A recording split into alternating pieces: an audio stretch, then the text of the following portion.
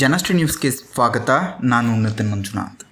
ಕುಸಿಯುವ ಹಂತದಲ್ಲಿರುವ ತೋಟಗಾರಿಕಾ ಇಲಾಖೆ ಕಟ್ಟಡ, ಜೀವಭಯದಲ್ಲಿರುವ ಅಧಿಕಾರಿಗಳು. ಕೊಪ್ಪಳ ಜಿಲ್ಲೆಯ ಯಲಬುರ್ಗಾ ನಗರದಲ್ಲಿ ತೋಟಗಾರಿಕೆ ಇಲಾಖೆಯ ಕಟ್ಟಡವು ಕುಸಿಯುವ ಹಂತದಲ್ಲಿದ್ದು, ಅಲ್ಲಿ ಕೆಲಸ ಮಾಡುತ್ತಿರುವಂತಹ ಅಧಿಕಾರಿಗಳು ಸಂಕಷ್ಟದ ಪರಿಸ್ಥಿತಿಯಲ್ಲಿ ಕಾರ್ಯನಿರ್ವಹಿಸುವಂತಾಗಿದೆ. ಈ ಕಟ್ಟಡ ಯಾವ ಕ್ಷಣದಲ್ಲಾದರೂ ಬೀಳುವ ಆತಂಕ ಎದುರಾಗಿದ್ದು, ಅಧಿಕಾರಿಗಳ ಜೀವಕ್ಕೂ ಅಪಾಯ ಉಂಟಾಗುವ ಸಾಧ್ಯತೆ ಇದೆ ಎಂದು ಸ್ಥಳೀಯರು ತಿಳಿಸಿದ್ದಾರೆ.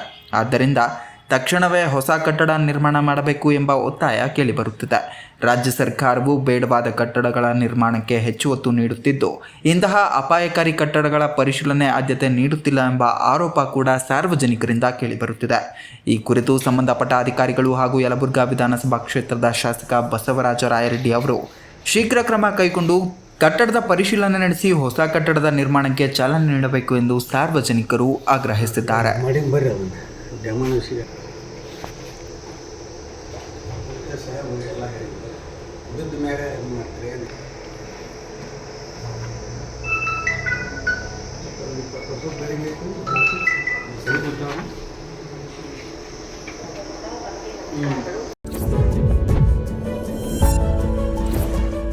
ಇದೇ ರೀತಿಯ ನಿರಂತರ ಅಪ್ಡೇಟ್ಗಳಿಗಾಗಿ ನೋಡ್ತಾ ಇರಿ ಜನಶ್ರೀ ನ್ಯೂಸ್.